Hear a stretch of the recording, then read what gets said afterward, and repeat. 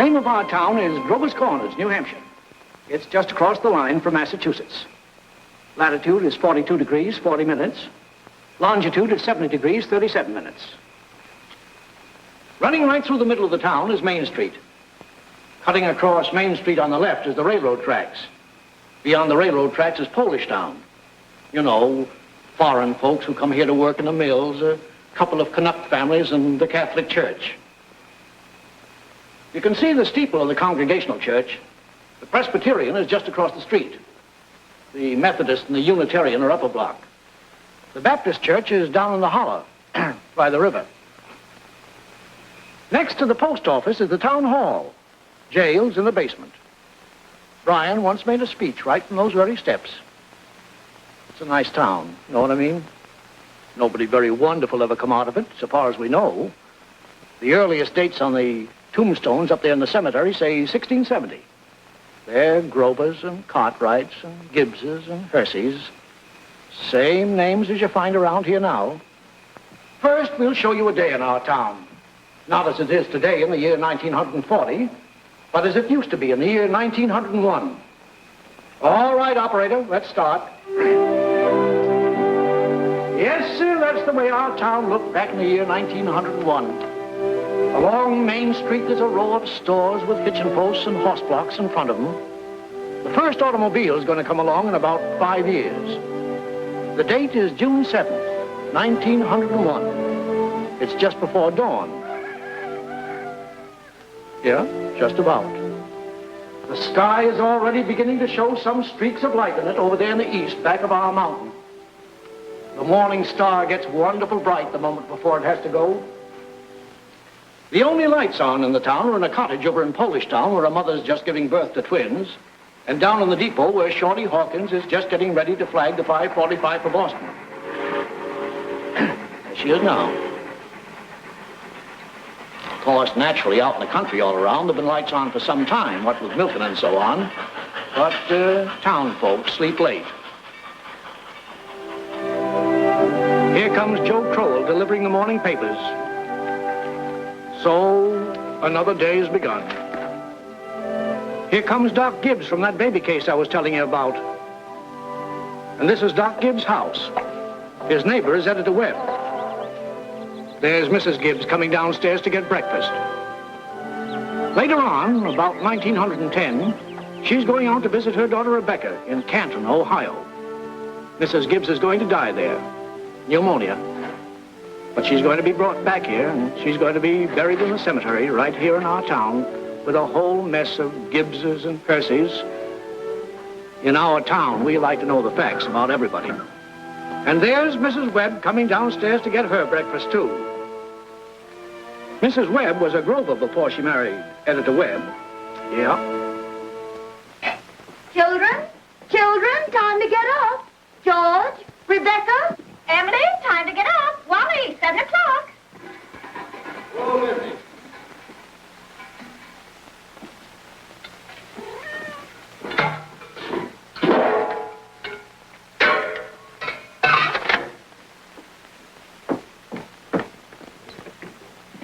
Morning, Hoy. Morning, Miss Gibbs. Seems like you're late today. Yeah, something went wrong with the separator. Don't know what it was.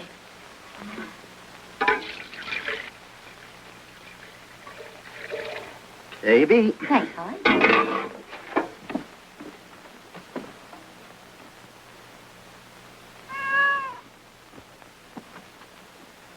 Morning, Miss Webb. Morning, Mr. Newsom. Mighty fine day. Yeah. How's Mrs. Newsom?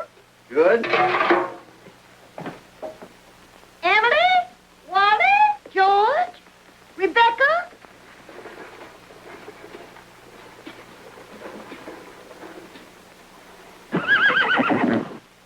Come on, get up. Bessie, come on. What's the matter with you? Oh, they've quit taking milk. Now, come on. Morning, Howie. Come on. Morning, Doc. Bessie acting up? She's all mixed up about the rot ever since the Lockhart stopped taking a quart of milk a day. She wants to leave him a quart just the same. Keeps scolding me the whole trip. Somebody sick? Twins over at Mrs. Goloslavsky's. Oh, twins. This town keeps getting bigger every year. Come on. Now, come on, Bessie. Morning, Doc. Morning, Joe. What's your paper now? Yeah, I'll take it. Anybody been sick, Doc? No, twins over in Polish Town. Joe, I see your teacher, Miss Foster's going to get married. Yes, sir, to a fella over in Concord. Declare. How do you boys feel about that? Well, of course, it ain't none of my business, but I think if a person starts out to be a teacher, she ought to stay one. How's the need, Joe? Fine, Doc. Never think about it at all. Only like you said, it always tells me when it's going to rain. What's the telling you today? Gonna rain? No, sir. Sure? Yes, sir. He never makes a mistake? No, sir. Doc? Joe? I want to tell you something about that boy, Joe Crowell. Joe was awful smart, so he got a scholarship to Boston Tech. Yes, gonna be a great engineer, Joe was. But the war broke out, and he died in France. All that education for nothing. Everything all right, Frank? Yes. I declare easy as kittens. Children, hurry up. George, Rebecca. Satan will be ready in a moment. Sit down and drink your coffee. You can catch a couple hours sleep this morning, can't you? Miss Whitworth's coming at 11. Guess I know what's about to. Stomach ain't what it ought to be. All told, you won't get more than 3 hours sleep. Frank Gibbs, I don't know what's going to become of you. You should go away someplace and take a rest. I think it'll do you good.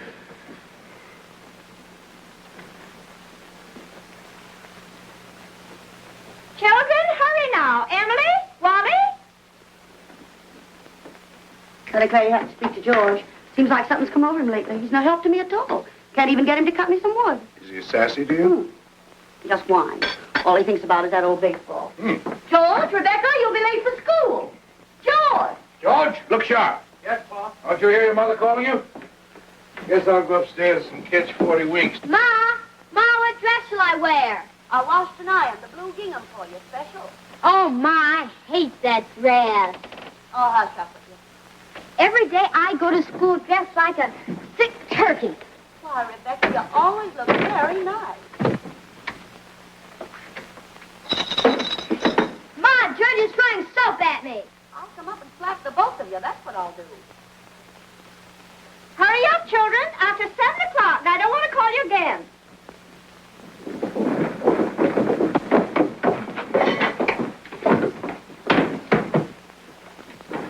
Huh? Children? Children, I won't have it. Breakfast just as good as any other meal, and I won't have you gobbling like wolves. It'll stunt your growth, that's a fact. Wally, put your book away. Oh, Ma, by 10 o'clock I gotta know all about Canada. You know the rules well as I do. No books at table. As for me, I'd rather have my children healthy than bright. Well, I'm both, Mama. You know I am. I'm the brightest girl in school for my age. I have a wonderful memory. Eat your breakfast. Well, I'll speak to your father about it when he's rested. Seems to me like 25 cents a week's enough for a boy your age. I declare, I don't know how you spend it all. Oh, Ma, I got a lot of things to buy. Strawberry face, that's what you spend it on. Well, I don't see how Rebecca comes to have so much money. She's got more than $1. I've been saving it up gradual. Well, dear, I think it's a good thing to spend some now and then. Ma, you know what I like most in the world? Do you? Money. Eat your breakfast. That's first bad, gotta go.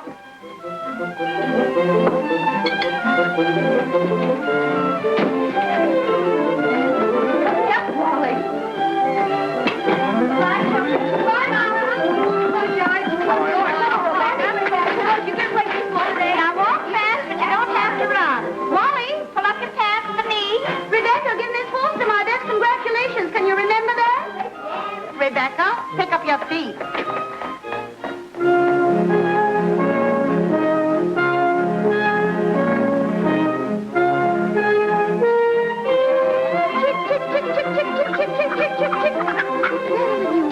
Fight, that's all you do. Oh, where did you come from? You don't belong to me. What you so scared of? Nobody's gonna hurt you. Morning, Julian.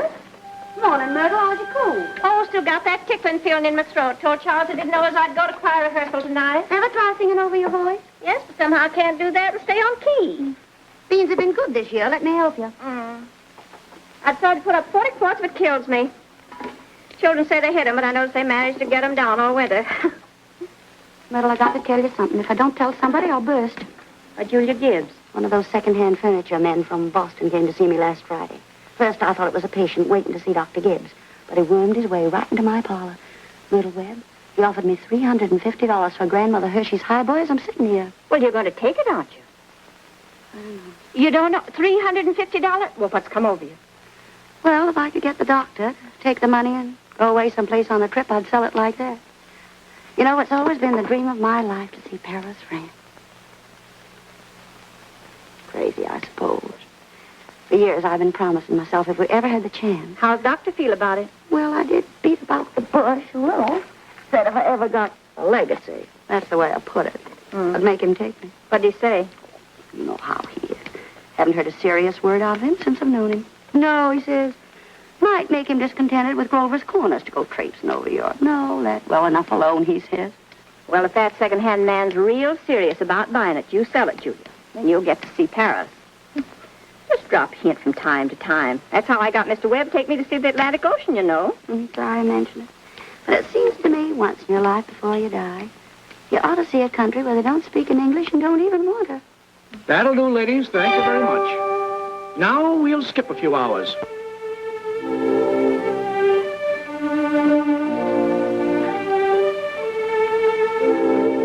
Now, before we get on, I think we ought to have a little more information about the town.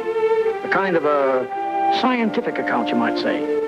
So I've invited Professor Willard of our state university to come here and kind of sketch in a few details of our past history.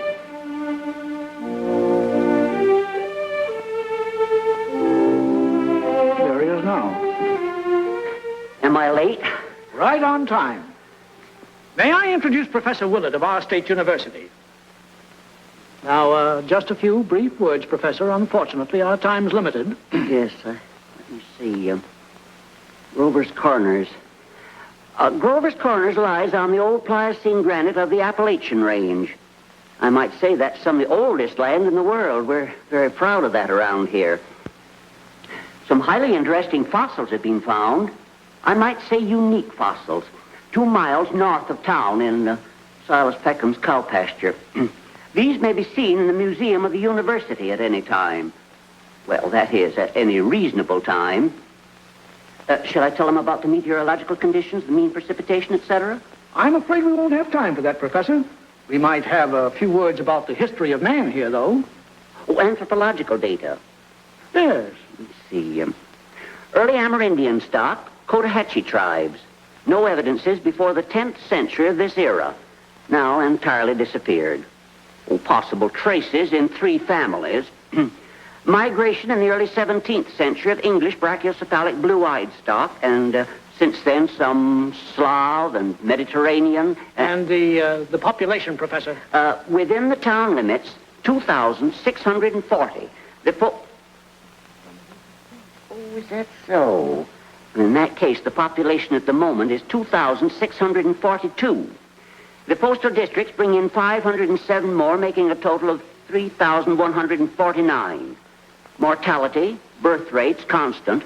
By McPherson's gauge, 6.032. Thank you very much, Professor. I'm sure we're all very much obliged to you. Not at all, sir, not at all. We wanted. Good day. And now the social and political report. Oh, Editor Webb? Mr. Webb? Charlie Webb's the father of Wally and Emily. Emily's the smart girl with a good memory. You know, you saw her at breakfast. All right, Editor Webb, it's your turn now. Well, I don't have to tell you that we're run here by a board of selectmen. All males vote at the age of 21. Women vote indirect. Politically, we're 86% Republican, 12% Democrats, 4% Socialists. The rest indifferent. Religiously, we're 85% Protestants, 12% Catholics. Rest indifferent. Very ordinary town, if you ask me, but our young people here seem to like it well enough. Lots of them settle down right here to live, even after they've been away to college. Now, is there anybody in the audience who'd like to ask Editor Webb any questions about our town? Is there much drinking in Grover's Corners? Well, ma'am, I wouldn't know what you'd call much. Saturday nights, the farmhands meet down at Ellery Greenaw's stable and holler some. We got 1 or 2 town drunks, but they're always having remorses every time an evangelist comes to town.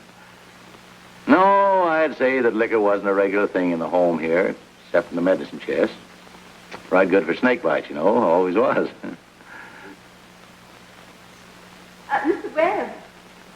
Yes? Mr. Webb, is there any culture or love of beauty in Grover's Corners? Well, no, ma'am, not much. That isn't the sense you mean. There's some girls that play the piano over at the high school commencement, but they ain't happy about it. No, there ain't much culture. Robinson Crusoe and the Bible and Handel's Largo, we all know that, and Whistler's Mother. That's about as far as we go. Thank you very much, Mr. Webb.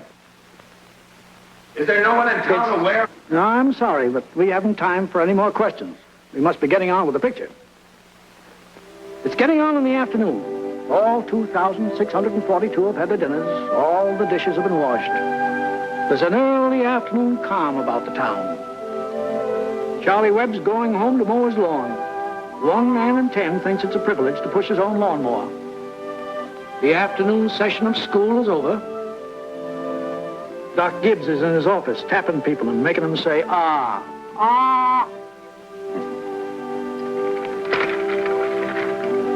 I have to go home and help my mother, I promise. Emily, walk simply. Who do you think you are today? Papa, you're terrible. 1 minute you tell me to stand up straight, and the next minute you call me names. I just don't listen to you. Golly, I never got a kiss from such a great lady before. Hello, Emily. Oh, hello. You made a fine speech in class today. Well, I was really ready to make a speech on the Monroe Doctrine, but the last minute Miss Foster made me talk about the Louisiana Purchase instead. I worked an awful long time on both of them. Gee, it's funny, Emily. From my window up there, I can see your head nights when you're doing your homework over in your room. Why, can you? You certainly do stick to it, Emily. I don't see how you can sit still that long. I guess you must like school. Well, I feel it's just something you have to go through. What do you think, Emily? We might work out a kind of telegraph from your window to mine, and you could give me a hit every once in a while on those algebra problems. Well, Oh, I don't mean the answers, Emily. Of course not. I mean, just some little hint. oh, I think hints are allowed, so, if you get stuck, George, just whistle to me, and I'll give you some hints. Gosh. You're just naturally bright, I guess. Well, I figure it's just the way a person's born. Yeah. But you see, well, I want to be a farmer, and my Uncle Luke says is whenever I'm ready, I can come over and work on his farm, and if I'm any good at all, I can just gradually have it. You mean the house and everything? Oh, yeah.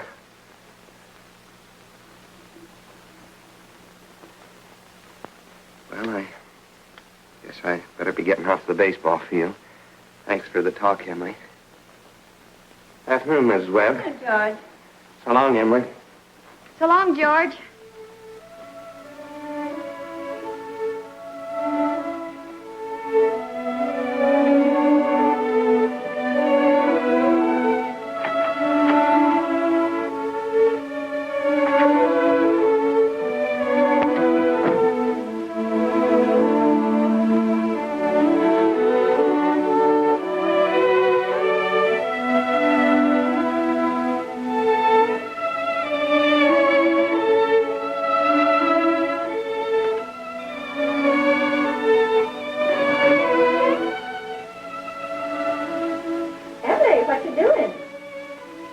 Nothing, Mama. If you're doing nothing, you can come in here and help me with this yarn.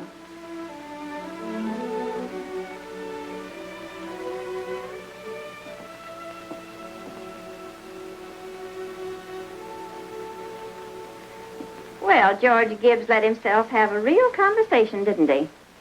He's grown up. How old would George be? Oh, I don't know. Let's see. He must be around 17. Mama made a speech in class today. I was very good. Mm. You must recite it to your father at supper. What was it about? The Louisiana Purchase. It was like silk off a spool. I'm going to make speeches all my life. You're holding it too tight, Emily. Yeah, that's better.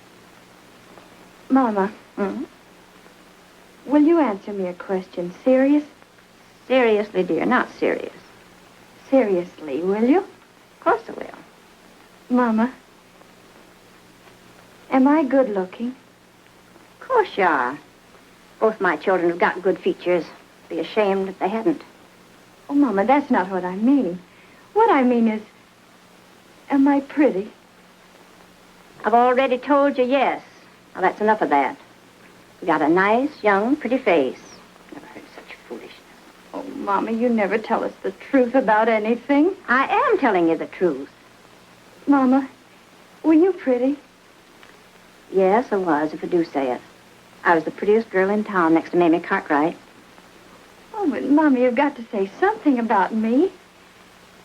Am I pretty enough to get anybody? Well, to get people interested in me. Emily, you make me tired. Now stop it. You're pretty enough for all normal purposes.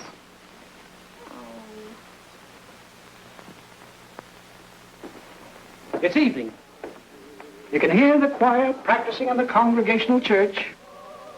The children are all home doing their schoolwork. The day is running down like a tired clock.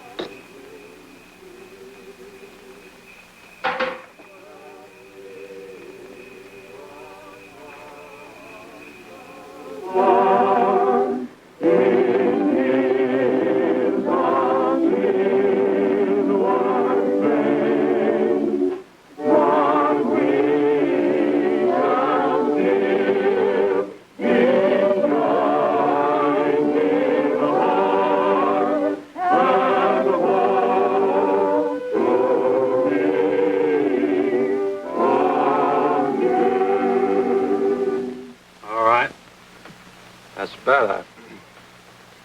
It ain't no miracle. And I'll do it again. And remember, ladies, music come into the world to give pleasure. I'll try it again.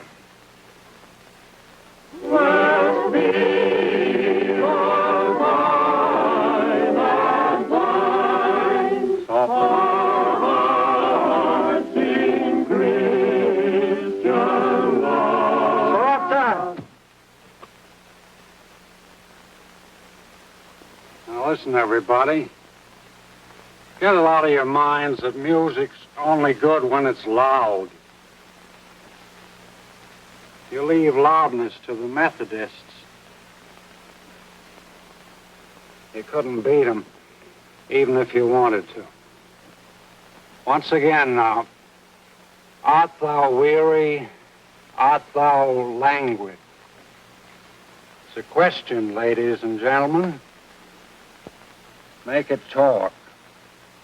Oh, and remember, on Sunday, take the second verse real soft. Sort of die out at the end. Ready?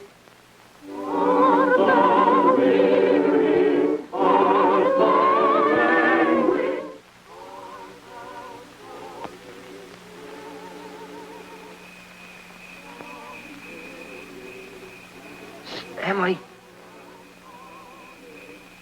Oh, hello. Hello. I can't work at all. The moonlight's so terrible.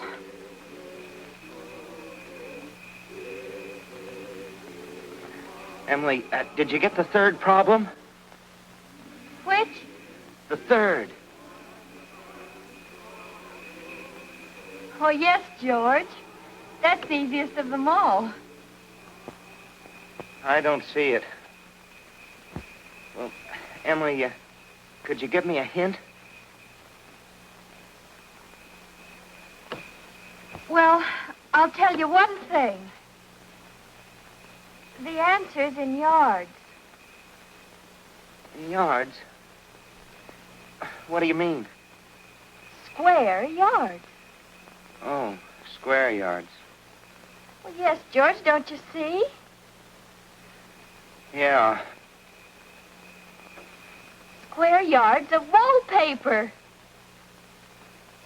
Oh, I see. Square yards of wallpaper. Thanks a lot, Emily. You're welcome. My. Isn't the moonlight terrible?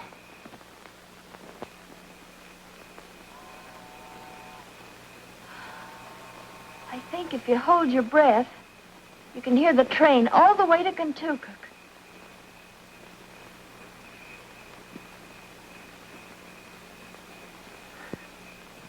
Hear it? Oh, what do you know? Well, I guess I'd better get back now and try to work. Good night, Emily. Good night, George. Oh, George, can you come down a minute? Yes, Paul.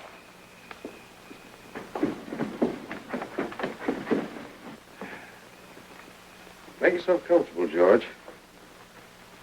I'll only keep you a minute. George, how old are you? Me? Oh, I'm past 17. What do you want to do after school's over? You know, Pa, I want to be a farmer on Uncle Luke's farm. Mm-hmm. And you'll be willing, will you, to get up early and milk and feed the stock? And you'll be able to hoe and hay all day? Sure I will. What do you mean, Pa? Well, George, when I was here in the office today, I heard a funny sound. What do you think it was? It was your mother chopping wood. Now, there you see your mother, getting up early, cooking meals all day, washing and ironing, and yet she has to go out in the backyard and chop wood. I suppose she got tired asking you. I suppose she just gave up and decided it was easier to do it herself. Yet, you eat her meals. You put on the clothes she keeps nice for you. Then you run out and play baseball. Like she was a hired girl we kept around the house but didn't like very much. I knew all I had to do was call it to your attention. Here's a handkerchief, son.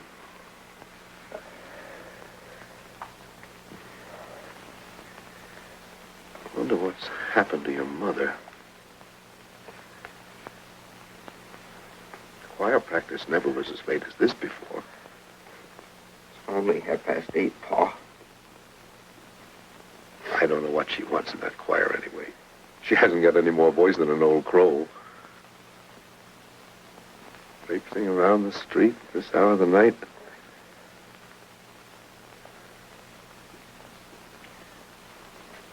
It's just about time you retired, don't you think, George? Yes, Pa.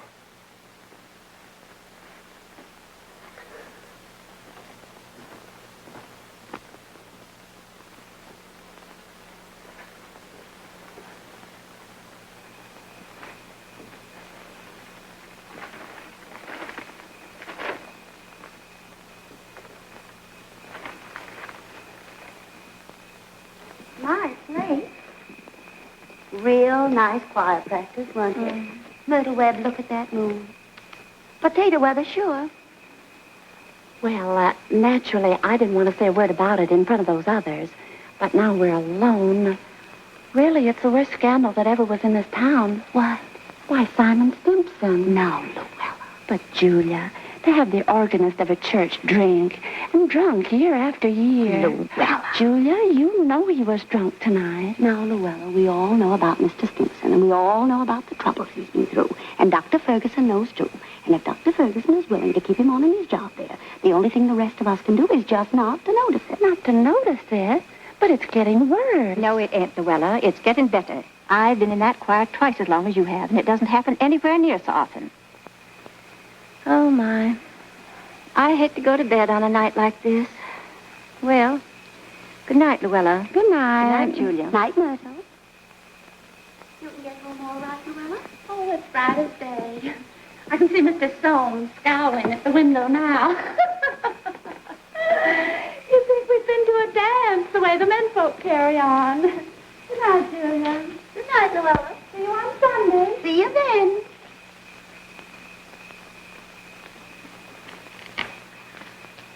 Well, we had a real good time. You're late enough. Frank ain't any later than usual. You stopping to gossip with a lot of hens. Now, don't be grouchy. Smell my heliotrope. What'd you do all the time I was away? Oh, I read as usual. Well, what did the girls gossip about tonight? Believe me, Frank, there's something to gossip about. Simon Stimson? Far gone, was he? Oh, worst I've ever seen. Frank, how's all that going to end? Dr. Ferguson can't forgive him forever. I guess I know Simon as well as anybody in this town. Some people just ain't made for small-town life. I don't know how that'll end. But there's nothing we can do but leave it alone. Get in. Oh, no, not yet. Frank, I'm worried about you. What are you worried about? Well, I think it's my duty to plan for you to get a real rest and change. And if I get that legacy, I'm going to insist upon it. No, Julie, no. There's no sense in going all over that again. Come on. It's getting late. First thing you know, you'll catch a cold. I gave George a piece of my mind tonight. I reckon you'll get your wood chop. For a little while, anyway. You know, Frank, Mrs. Fairchild always locks the front door every night. All the people up in that part of town do. They're all getting too cityfied. That's the trouble with them. They haven't got a thing fit to burgle, and everybody knows it. Good evening, Constable. Good evening, Mr. Webb. Quite a moon. Yeah. All quiet tonight? Simon Stimson is rolling around a little. I just saw his wife moving out to hunt for him. So I looked the other way. There he is now.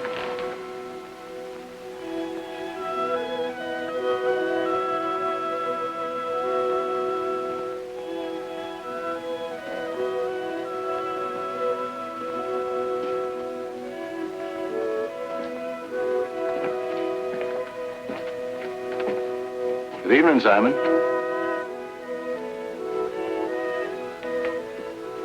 Good evening. Most of the town settled down for the evening. Guess we'd better do the same. Can I walk along with you?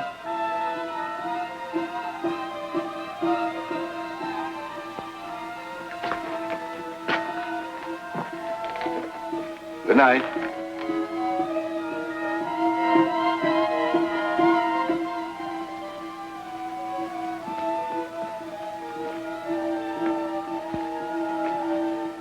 I don't know how that's going to end.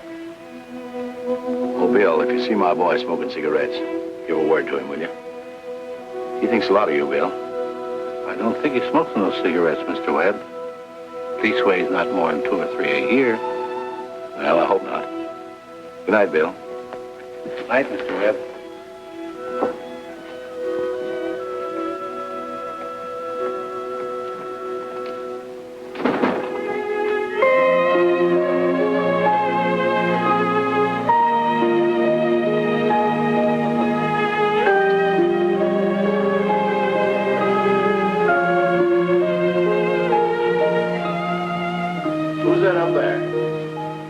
that you, Myrtle? Oh, no, it's me, Papa. Why aren't you in bed? I don't know. I just can't sleep yet, Papa. The moonlight's so wonderful, and the smell of Mrs. Gibbs' heliotrope. Can you smell it? Yes. Having any troubles on your mind, have you, Emily? Troubles, Papa? No. Well, don't let your mother catch you. Good night, Emily. Night, Papa.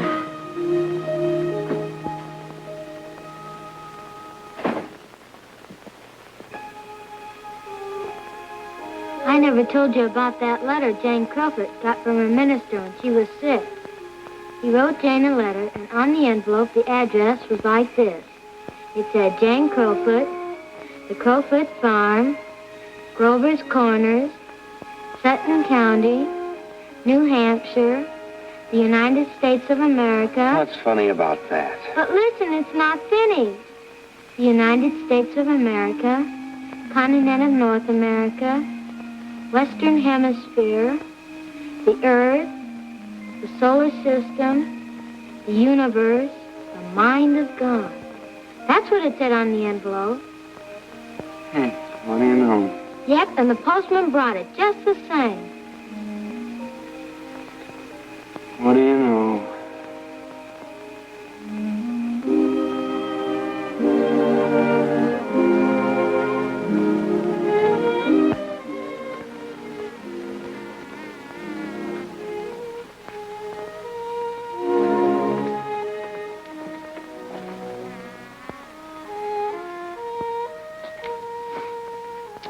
Well, 3 years have gone by. The sun's come up over 1,000 times. Summers and winters have cracked the mountains a little bit more, and the rain's brought down some of the dirt. Some babies who weren't even born before have begun talking regular sentences already. And some folks who thought they were right young and spry have discovered they can't bound up a flight of stairs the way they used to without their hearts fluttering a little. All that can happen in 1,000 days. Nature's been pushing and contriving in other ways, too. A number of young people fell in love and got married. Most everybody in the world gets married. In this town, there aren't hardly any exceptions. Most everybody climbs into the grave married. What you've seen is called the daily life. Let's call what you're going to see love and marriage. So it's 3 years later. It's 1904. It's July 7th, just after the high school commencement. That's the time most young people jump up and get married. As soon as they've passed their final examinations in solid geometry and Cicero's orations, that's the time most young people think themselves fitted to get married. It's early morning again. Only this time it's been raining. It's been thundering and pouring. I don't know. May start in again any moment. Yeah? There's the 5:45 for Boston. And there's Cy Crowell delivering the papers like his brother before him. And there's Mrs. Gibbs and Mrs. Webb coming downstairs to get breakfast just as though this were an ordinary day. I don't have to point out to the women in the audience that both these ladies they see before them, both these ladies have been cooking 3 meals a day, one of them for 21 years and the other for 25, and never took a summer vacation. They raised 2 children apiece, washed, cleaned the house, and never had a nervous breakdown.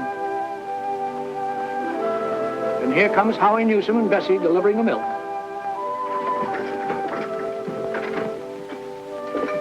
Morning, Howie. Morning, Si. Anything in the paper I ought to know? Nothing much. Except for losing about the best baseball pitcher Grover's Corners ever had. George Gibbs, huh? I don't see how I'd give up a thing like that just to get married. Would you have, Howie? Can't say. Never had no talent that way. But in '95, we had a player, Si, that even George Gibbs couldn't have touched. Name of Hank Todd. But he went down to Maine and become a parson. Wonderful ball player. Si. Howie?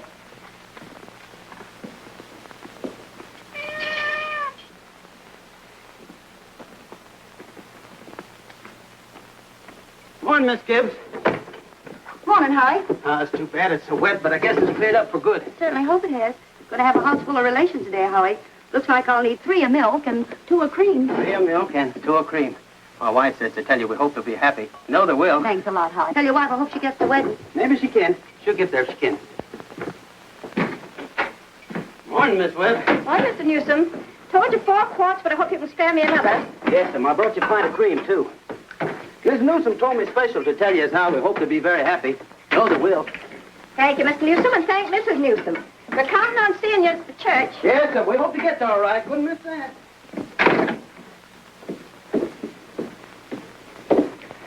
Well, Ma, day's come. We're losing one of your chicks. Frank Gibbs, don't you say another word. I feel like crying any minute. Sit down, drink your coffee. Groom's upstairs shaving himself, only there ain't very much to shave. He's whistling and singing like he was glad to leave us. Every now and then saying, I do, to the mirror.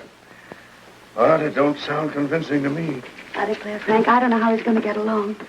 I've always arranged his clothes for him, seen to it that his feet were dry and he had warm things on. They're too young for him. Emily will never think of those things. You'll catch his death a cold within a week. I remember my wedding morning, Julie. Don't stop that, Frank Gibbs. I was the scaredest young fellow in the state of New Hampshire. Thought I'd made a mistake for sure. And when I saw you coming down the aisle, I thought you were the prettiest girl I'd ever seen. The whole trouble was I'd never seen you before. There I was, right in the Congregational Church, being married to a total stranger. Well, how do you think I felt? I tell you, Frank, weddings are perfectly horrible things. Farces, that's what they are. Made something for you. Why, Julie Hersey. French toast. It ain't hard to make. Besides, I had to do something. How'd you sleep last night, Julie? Heard a lot of hours struck off. I get a shock every time I think of George setting out as a family man. That great, gangling thing. I tell you, Julie, there's nothing in the world so terrifying as a son. The relation between a father and a son is the dangest, awkwardest... Well, mother and daughter's no picnic, I can tell you. I do. I do. I do. They'll have a lot of trouble, I suppose, but that's none of our business. Everybody's got a right to their own trouble. You know one thing that scared me when I married you? Go along with you. I was afraid we didn't have material for conversation more than it'd last a few weeks.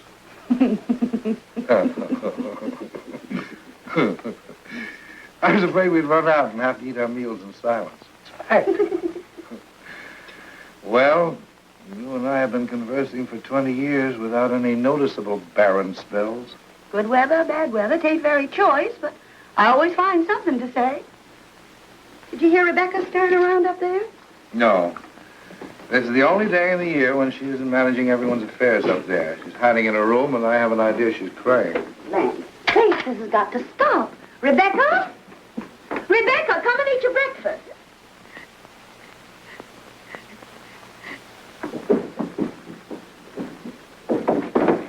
Good morning, everybody. Only 4 more hours to live. George, guess where you're going? I'm just stepping across the grass to see my girl. Now, George, put your rubbers on. It's been raining torrents. You don't step out of this house unless you're prepared for it. Oh, Ma, it's just a step. You'll catch your death of cold and call for room service. Ah, George! Do as your mother tells you.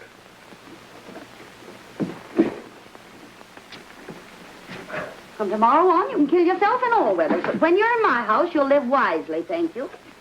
Maybe Mrs. Webb ain't used to call us at 7 o'clock in the morning. Here, have a cup of coffee first. be back in a minute. Good morning, Mother George. Webb. Goodness, you frightened me. George, I hate to say it, but you understand I can't ask you in. Why not? You know as well as I do a groom can't see his bride on his wedding day. Not till he sees her in church first. Oh, that's just a superstition. Good morning, Mr. Webb. Morning, George. You don't believe in that superstition, do you? There's a lot of common sense in superstitions, George. Millions have followed it, and don't you be the first to fly in the face of custom. How's Emily? She hasn't waked up yet. Haven't heard a sound out of her. Emily's asleep. Well, no wonder we were up till all hours, sewing and packing. Tell you what I'll do, George. You sit down here with Mr. Webb for a minute, drink that cup of coffee. And I'll run up and see that she doesn't come down and surprise you. There's some bacon there. I don't be too long about it.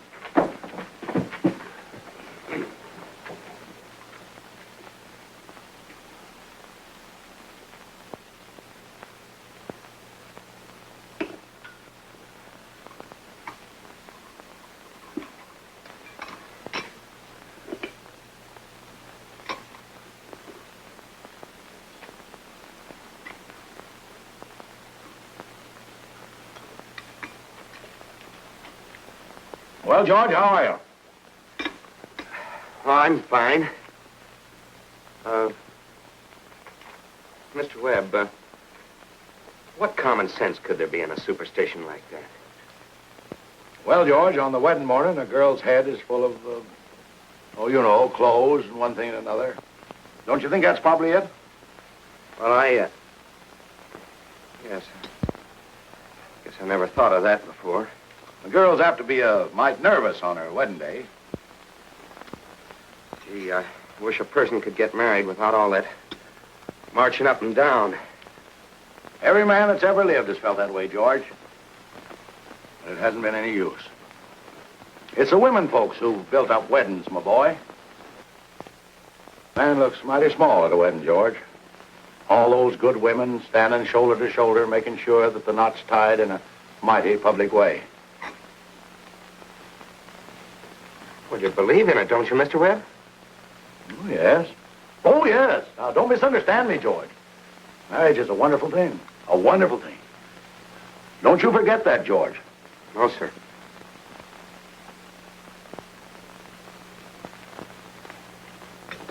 Mr. Webb, how old were you when you got married? Well, you see, I had been to college, and I'd taken a little time to get settled. But Mrs. Webb wasn't much older than what Emily is. Oh, age hasn't much to do with it, my boy. That is, compared with other things. What were you going to say, Mr. Webb? Well, I don't know. Was I going to say something? George? I was remembering the other night the advice my father gave to me when I got married. Yes, he said, Charles, he said, start right off by showing her who's boss. Best thing to do is to give an order about something, even if it don't make sense. Just so she'll learn to obey, he said. Then he said, if anything about her irritates you, conversation or anything, get right up and leave the house. That'll make it clear to her. And oh, yes, he said, never tell your wife how much money you have. Never. Well, I couldn't exactly do that. So I took the opposite of his advice, and I've been happy ever since. So let that be a lesson to you, my boy. Never ask advice of anybody on personal matters. George, Emily's got to come down and eat her breakfast. She sends you love, but she don't want to lay eyes on you. Goodbye. Goodbye. Myrtle, I guess you didn't know about that older superstition. What do you mean, Charles? Since the caveman, no bridegroom should see his father-in-law on the day of the wedding or near it. Remember that.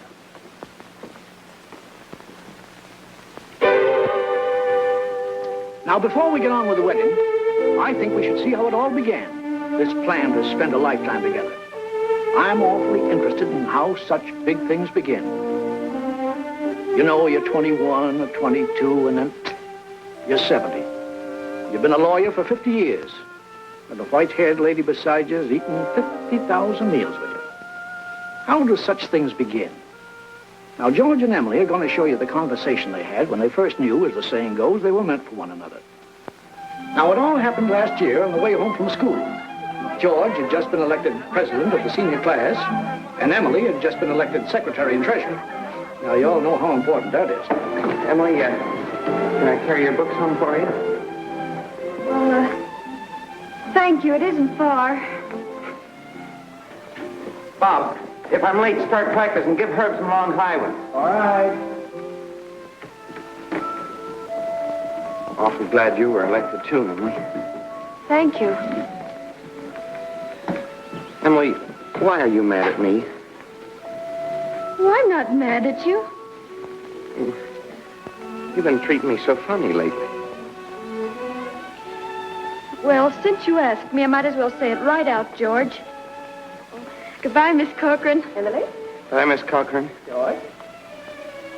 What is it? I don't like the whole change that's come over you this last year. I'm sorry if that hurt your feelings, but I just got to tell the truth and shame the devil. A change? What do you mean? Well, up to a year ago, I used to like you a lot. I used to watch you while you did everything. Because we'd been friends for so long. And then you started spending all your time at baseball, and you never stopped to speak to anybody anymore. Not to really speak. Not even to your own family you didn't. And George, it's a fact. Since you've been captain, you got awful stuck up and conceited, and all the girls say so. Hurts me to hear them say it, but I have to agree with them a little because it's true. Oh, gosh, Emily. I never thought that such a thing was happening to me. I guess it's hard for a fellow not to have some faults creep into his character. Always expect a man to be perfect, and I think he should be. Well, I don't think it's possible to be perfect, Emily. Well, my father is. And as far as I can see, your father is. And there's no reason on earth why you shouldn't be, too. I feel that it's just the other way around. That, well, men aren't naturally good, but girls are. Well, you might as well know right now that I'm not perfect. It isn't as easy for a girl to be perfect as a man because, well, we girls are more nervous. Oh, now, I'm sorry I said that about you. I don't know what made me say it. Emily... Now I can see it isn't the truth at all. Suddenly I feel it isn't important anyway.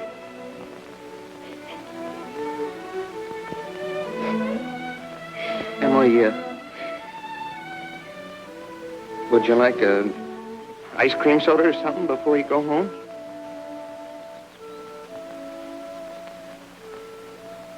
Thank you, I would. Hello, George. Hello, Emily. Hello, Morgan. Well, what can I do for you? Why, Emily Webb, what you been crying about? Well, she got an awful scare, Mr. Morgan. That hardware store wagon almost ran over her. And everybody says that Tom Huckins drives like a crazy man. Well, here, let me give you a glass of water. Gracious, you look all shook up. I tell you, you gotta look both ways before you cross Main Street these days. It's getting worse every year. What do you have? I'll have a strawberry phosphate, Mr. Morgan. Oh, no, Emily. Have a soda with me. Well, 2 strawberry ice cream sodas, Mr. Morgan. 2 strawberry ice cream sodas, yes, sir. Yes, sir, I want to tell you something. There are 275 horses in Grover's Corners this very moment I'm talking to you. State inspector was in here yesterday. Now, with all these automobiles coming along, looks to me like the only safe place to stay was to home. Gracious, I can remember the time when a dog would lie out in the middle of Main Street all day long without anything coming along to disturb him. There you are. Howdy, Mrs. Ellis. What can I do for you? Got a prescription. Yes? Well, let's see. Shouldn't take long to fill that. You just sit down here. Be with you in just a minute. so expensive. No, Emily, don't you think about that. We're celebrating our election. Emily, I want to ask you a favor. What? If I go away to State Agricultural College next year, will you write me a letter once in a while? I certainly will. I certainly will, George. It certainly seems like being away 3 years, you'd get out of touch with things. Maybe letters from Grover's Corners won't seem so interesting after a while. Grover's Corners isn't a very important place when you think of all New Hampshire, but I think it's a very nice town. Oh, well, the day wouldn't come when I wouldn't want to know everything about our town. Well, I know that's true, Emily. Well, I'll try to make my letters interesting.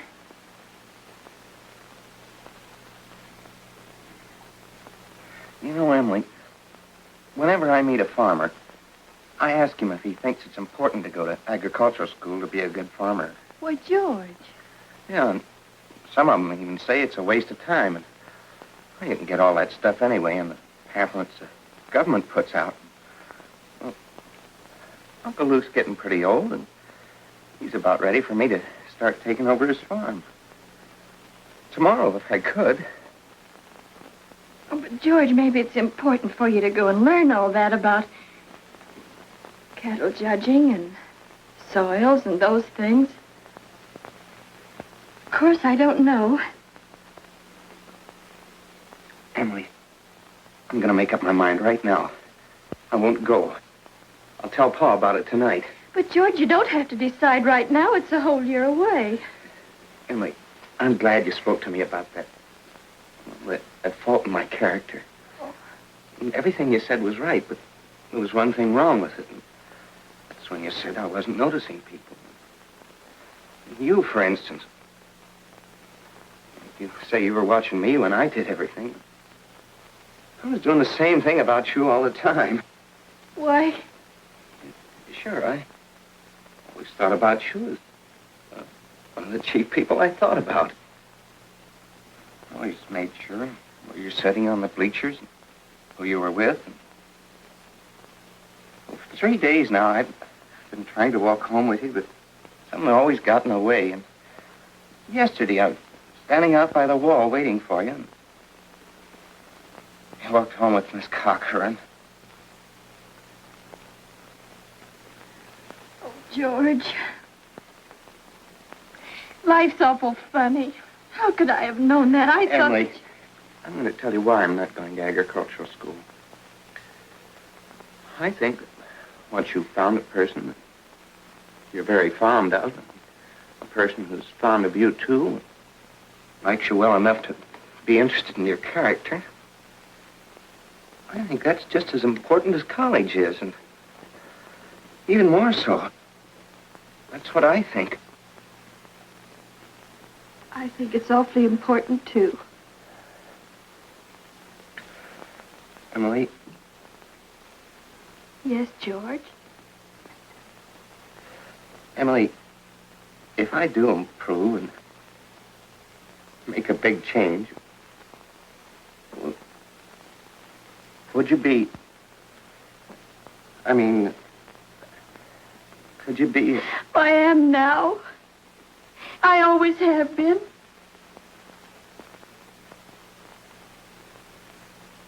So I guess this is a pretty important talk we've been having. Yes. Yes.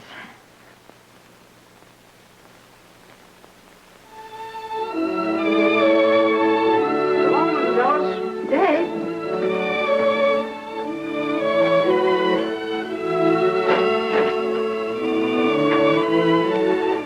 If you'll wait a minute, I'll walk you home.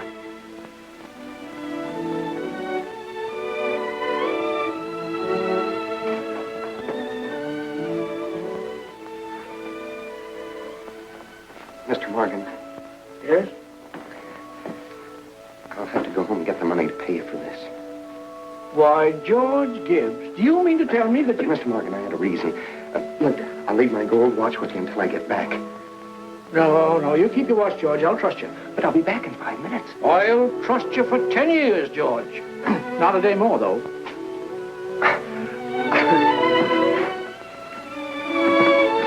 Feeling all right now, Emily? Oh, yes. Thank you, Mr. Morgan. It's nothing. I'm ready.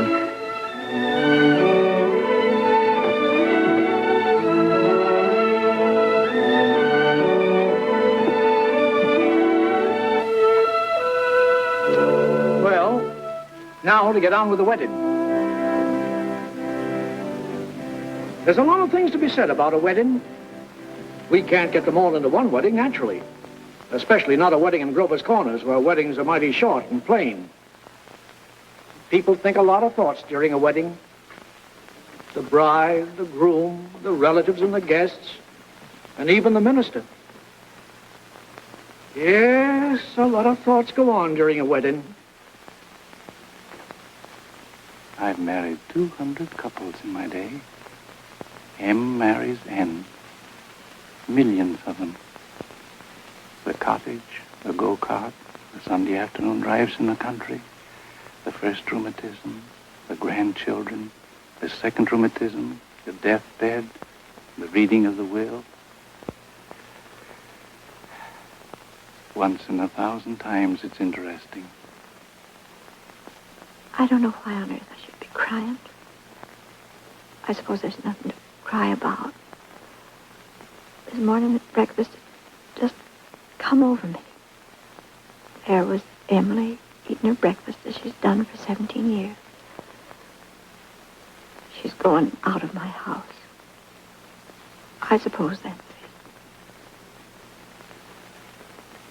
I never felt so alone in my whole life. I don't want to get married.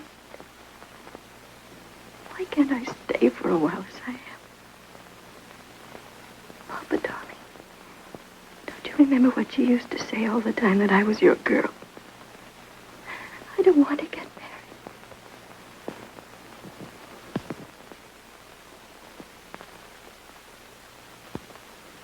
Gee, I'm gonna get married. I'm grown up. I'm getting old. I don't want to get old.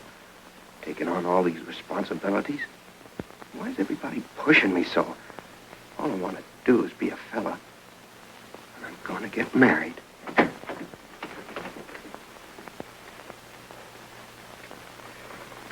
Cheer up, Ma. I'm getting married. Come on, Ma.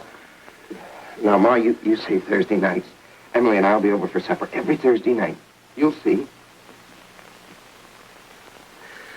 Come on, Ma. We've got to get ready for this. Got the ring? Oh, yes, sir. Come on.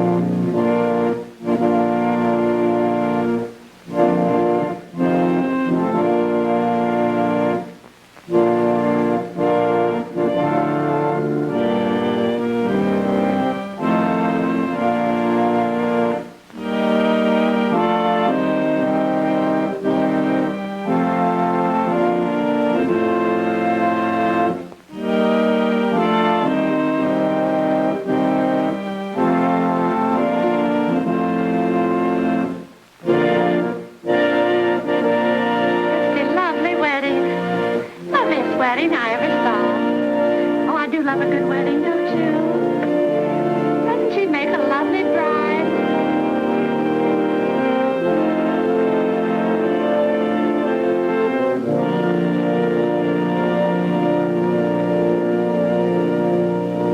Dearly beloved, we are gathered together here in the sight of God and in the face of this company to join together this man and this woman in holy matrimony. Don't know when I've seen such a lovely wedding. Be entered into an I always cry. I don't know why it is, but I always cry. And in the fear of God. I just like to see young people Into happy. this holy estate, these two persons They're such a present lovely come now to couple. be joined. I've never been to Require such a and nice charge you wedding. both, in sickness I'm and sure. in health, to love and to cherish till death you do part, according to God's holy ordinance, and thereto plight her your troth. I do. Do you, Emily, take George to your wedded husband, to have and to hold from this day forward, for better, for worse, for richer, for poorer, in sickness and in health, to love and to cherish till death you do part, according to God's holy ordinance, and thereto plight him your troth? I do. What token dost thou give of thy sincerity? With this ring, With this ring, I thee wed. I thee wed. Or as much as George and Emily have consented together in holy wedlock, and have witnessed the same before God and this company, and have declared the same by giving and receiving a ring, I pronounce that they are husband and wife. Amen.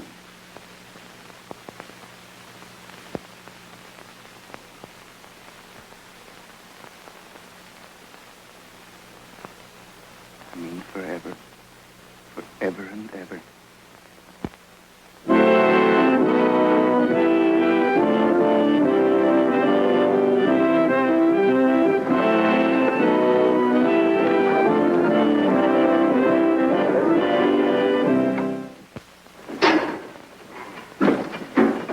Pay you first of the month, like usual. Hey, you, Holly.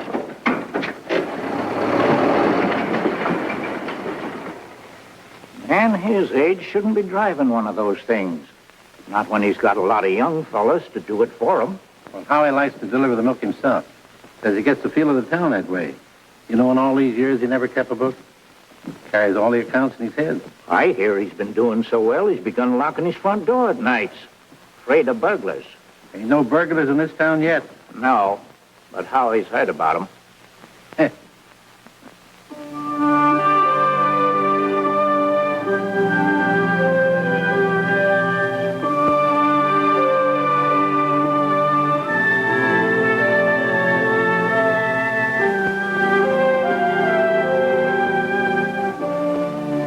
This time, 9 years have gone by, friends. It's the summer of 1913. Gradual changes in Grover's Corners. Horses are getting rarer. Farmers are coming into town now in Fords. Still, you'd be surprised, though, on the whole. Things don't change much around here. This is an important part of Grover's Corners up here in this hilltop. Lots of sky, lots of clouds, often lots of sun, moon, and stars. Certainly a beautiful spot up here. I often wonder why people want to be buried in Woodlawn or Brooklyn when they might pass the same time up here in New Hampshire. Over here are the old stones. 1660, 1670. Strong-minded people who come a long ways to be independent. Over here are some Civil War veterans. Iron flags on their graves. New Hampshire boys. They had a notion that the Union ought to be kept together, although they'd never seen more than 50 miles of it themselves. All they knew was a name, friends. The United States of America. The United States of America. And they went and died about it.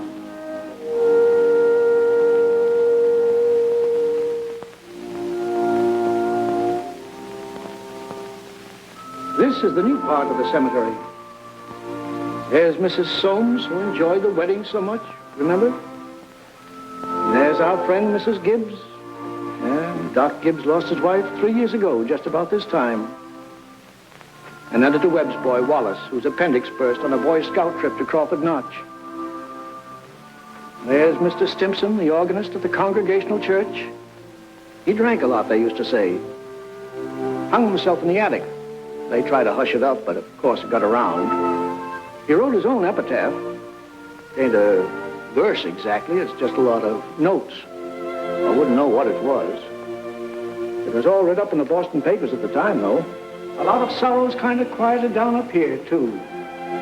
All those important things, mother and daughter, husband and wife, enemy and enemy, money and miser. All those terribly important things. The earth part kind of burns away, burns out. And what's left? What's left when memory is gone? And your identity, Mrs. Smith? Something eternal. We all know down in our bones that something is eternal, and that something has to do with human beings.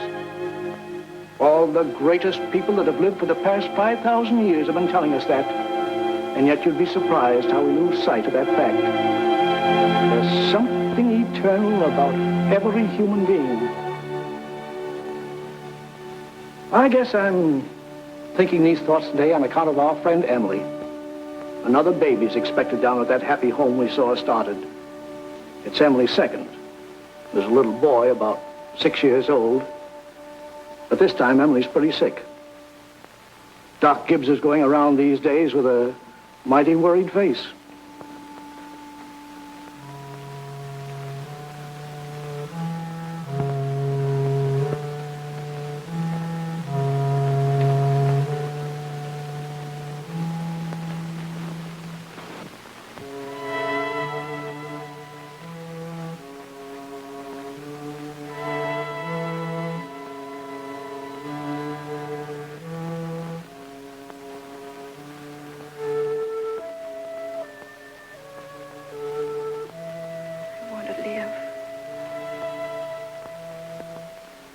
want to live.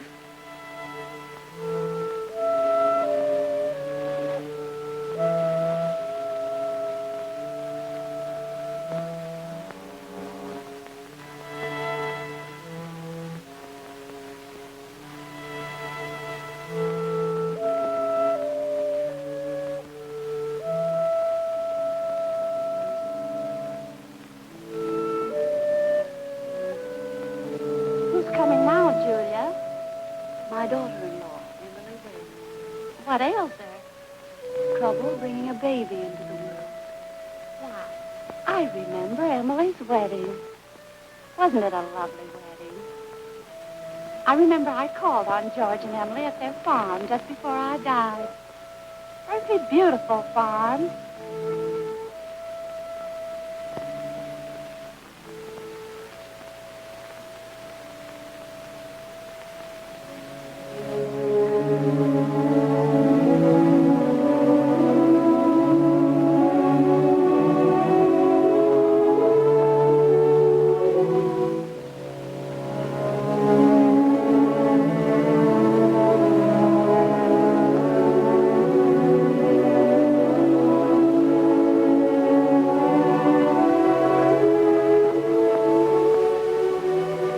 Dear friends, as we gather here in the last tribute of memory to our loved one, Hello, Mother Gibbs. let us remember the words of Hello, the Master. Emily.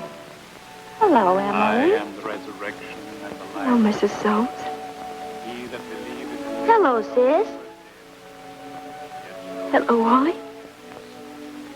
eternal in the heavens.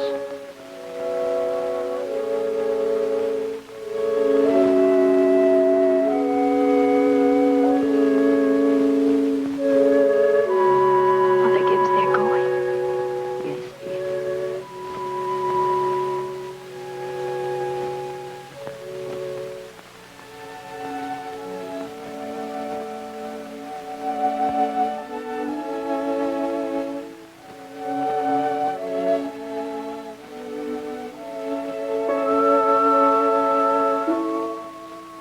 Father Gibbs is bringing some of my flowers to you, Mother Gibbs.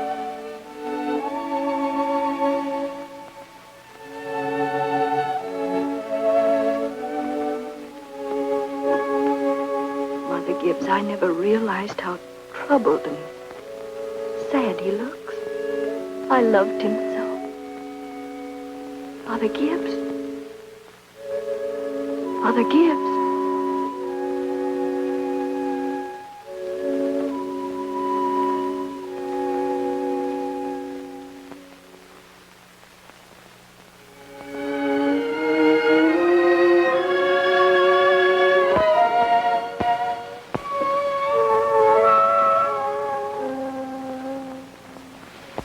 So tired, Mother Gibbs. Mother Gibbs, when does this feeling go away? Seems strange here. How long does Hush, dear. Just wait and be patient. it... How do you do, Mr. Stimson? How do you do, Emily?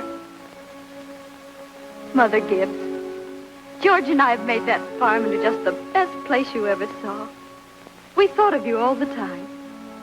We wanted to show you the new barn and a great long cement drinking fountain for the stock. We bought that out of the money you left us. I did. Mother Gibbs, don't you remember? The legacy you left us. Why, it was more than $350. Oh, yes. Yes, Emily. It won't be the same to George without me. But it's a lovely farm. My boy's spending the day at Mrs. Carter's. Oh, Mr. Carter, my little boy is spending the day at your house. Yes? Yes, he loves it there. Mother Gibbs, one can go back in memory and live each of those days over again. Why, just then for a moment I was thinking about the farm. For a moment I was there. And my baby was in my arms as plain as day. Yes, but when you've been here longer, you'll realize that our life here is to forget all that. To think of what is ahead and be ready for what is ahead. But Mother Gibbs, how can I ever forget that life? It's all I know. It's all I had. One can go back and live all those days over again. I feel it. I know it. You not only live it, you watch yourself living it. I'll choose a happy day. Oh, Emily, it isn't wise. Really, it isn't. I'll choose the day I first knew I loved George.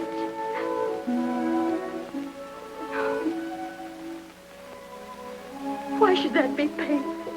Because it's the happiest days that are the hardest to relive and to forget. I must.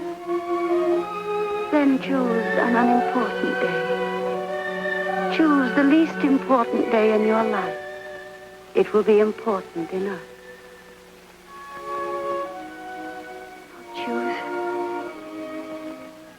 I'll choose. Yes, Emily. Think hard. Remember.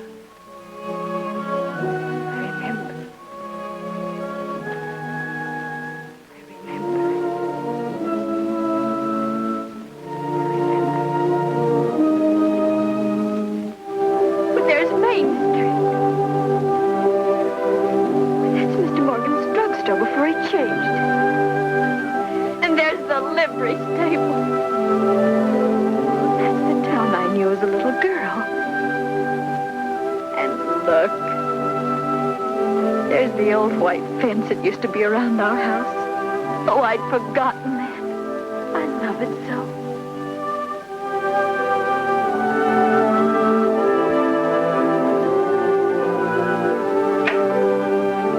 There's Mama coming downstairs to make breakfast.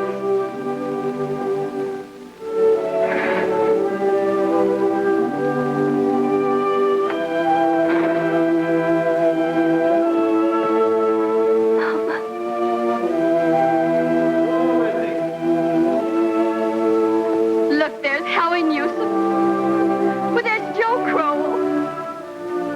Morning, Howie. Morning, Joe. Children, Emily, Wally, time to get up. Morning, Miss Webb. On this Newsom. Here it's cold. Yes, and below by my barn, Miss Webb.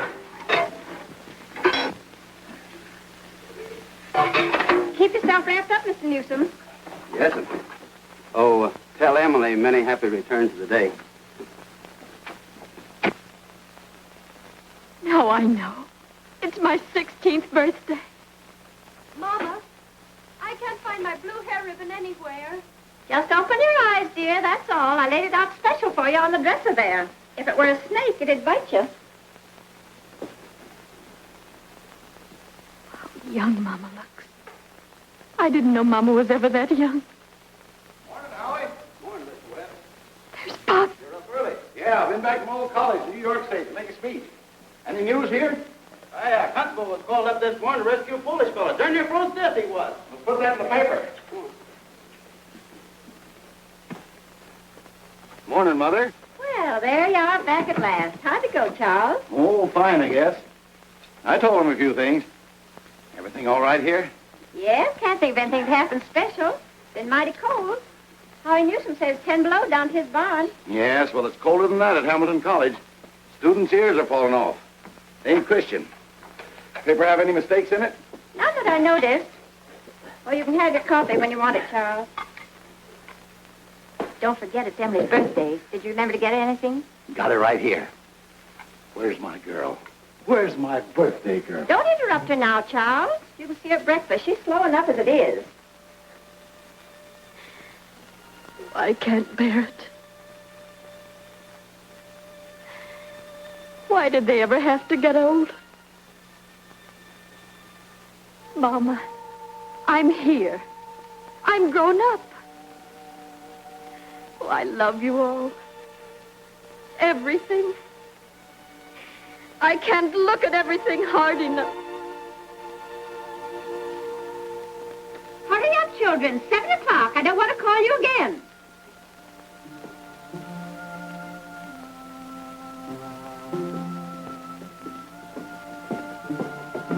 Morning, Mama. Well, now, dear. A happy birthday to my girl and many happy returns. Surprise is waiting for you on the table there. Oh, Mama, you shouldn't have. I can't. Birthday or no birthday, I want you to eat your breakfast good and slow. I want you to grow up and be a good, strong girl. That and the blue package is from your Aunt Carrie. Good morning. Good morning, George. Brought this over for your birthday, Emily. Many happy returns of the day. Thank you. Show me a photograph album. Oh, George, I'd forgotten. Oh, it's beautiful. Oh, just an album. I'm going out to my Uncle Luke's farm today. Like it out there. George, we grew up and were married, don't you remember? Uncle Luke gave you the farm. Well, goodbye. Goodbye, and thanks. Chew this bacon good and slow. It'll help keep you warm on a cold day. Mama, just look at me for 1 minute as though you really saw me. Mama, 12 years have gone by. I'm dead. I married George Gibbs, Mama. Wally's dead, too. Mama, his appendix burst on a cabbing trip to Crawford Notch. We felt just terrible about it, don't you remember?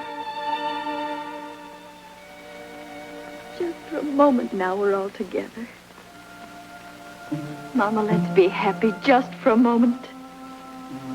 Let's look at one another. That and the yellow package is something I found in the attic among your grandmother's things. You're old enough to wear it now, and I thought maybe you'd like it. Oh, and this is from you. It's lovely. It's just what I wanted.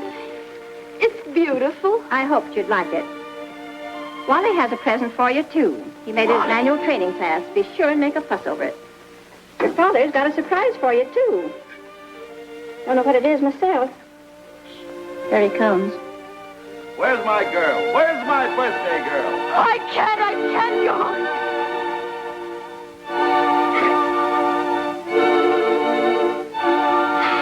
It goes so fast.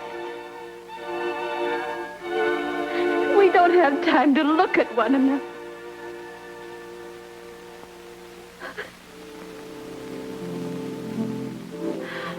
Oh, I didn't realize.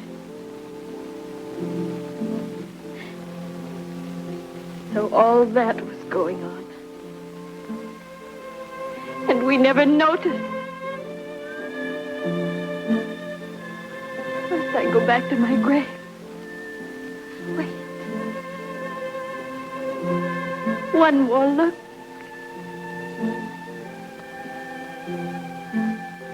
Goodbye. Goodbye, world. Goodbye, Grover's Corner. Mama, Papa. Goodbye to clocks ticking.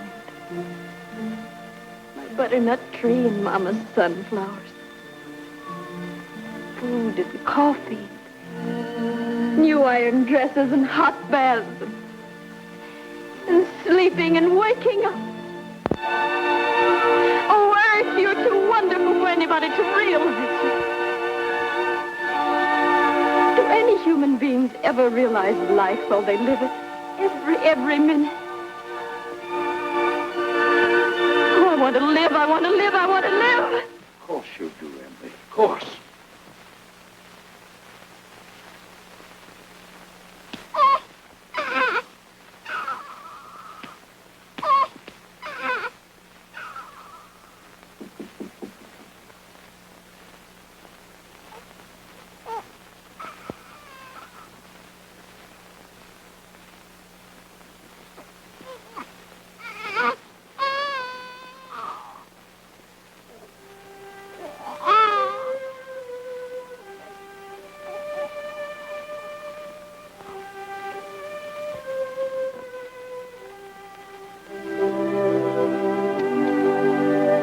Most everybody's asleep in Grover's Corners.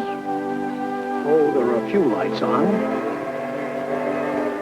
Down at the depot, Shorty Hawkins has just watched the Albany train go by. And of course, out in George and Emily's farm, they're still up. Talking over the new baby, I suppose. It's like what one of those Midwestern poets said. You gotta love life to have life, and you gotta have life to love life.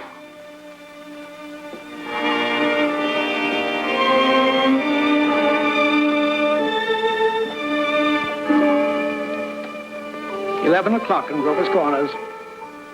Tomorrow's another day. Everybody's resting in Grover's Corners. You get a good rest, too.